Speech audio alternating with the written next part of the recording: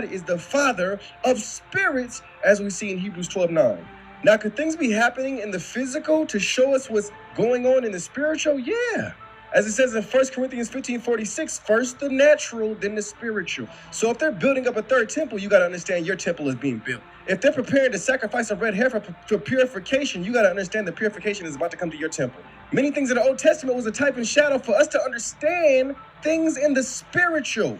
That's why they had a physical tabernacle. That's why they were sacrificing real sheep. But we understand that we are the tabernacle. And we understand that we must present ourselves as a living sacrifice. We are now sheep that must be sacrificed. There's a beast within us that must be sacrificed now. And we understand that by the pattern that was done in the Old Testament for us to understand it in the spiritual now. So don't be so spiritually illiterate that you need to take a literal place and say that you are with that literal place when you are actually the true Israel. Okay, so that's the part where he starts talking about if they're sacrificing a heifer, it means the sacrifice is coming to you, all of that. Okay, that's where it really just got off in the weeds. So what he's claiming here is that since the Jews are preparing to rebuild the third temple and sacrifice a red heifer, that's somehow just symbolic of you becoming the temple and the sacrifice.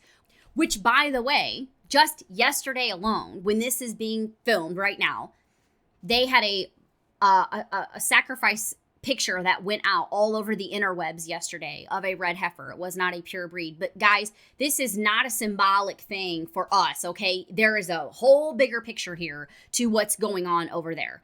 So the point that I want to make, though, is that whenever you do what he just did talking about this, you spiritualize scripture without the boundaries, what you're doing is blurring prophecy with metaphor.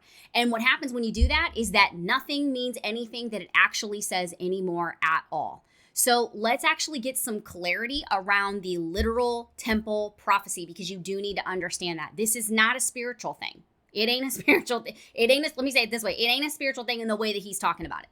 Daniel 9:27, go read it. The Antichrist stops sacrifices in a rebuilt temple. What does that mean? That means there has to be a literal third temple for an Antichrist to be in. That's what it means. You can't change it. That's what it means. Matthew 24:15, Jesus refers to the abomination of desolation in the holy place. He's talking about the third temple, okay? 2 Thessalonians 2:4, that's talking about the man of sin, right?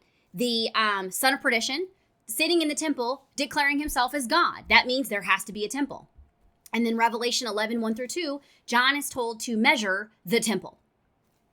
So there's so many other verses, and they're not metaphors. They are specific prophetic details tied to a real physical temple that will be built in Jerusalem. So now let's talk about the red heifers and the sacrificial language. Y'all need to know that the red heifer is talked about in Numbers 19.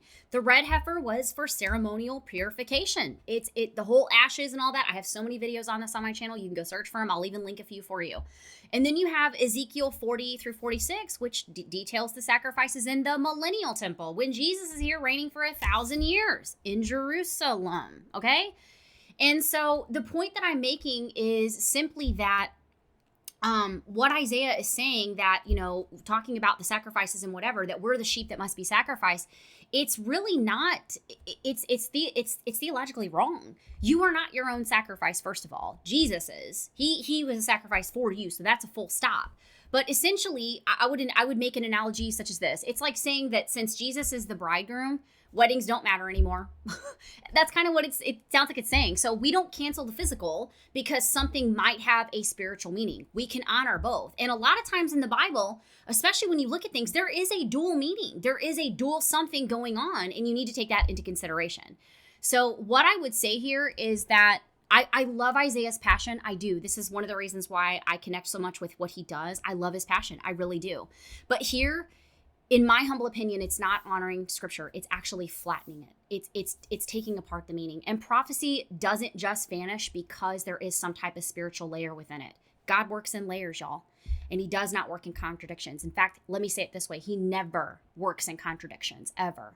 Literal prophecy still means literal fulfillment.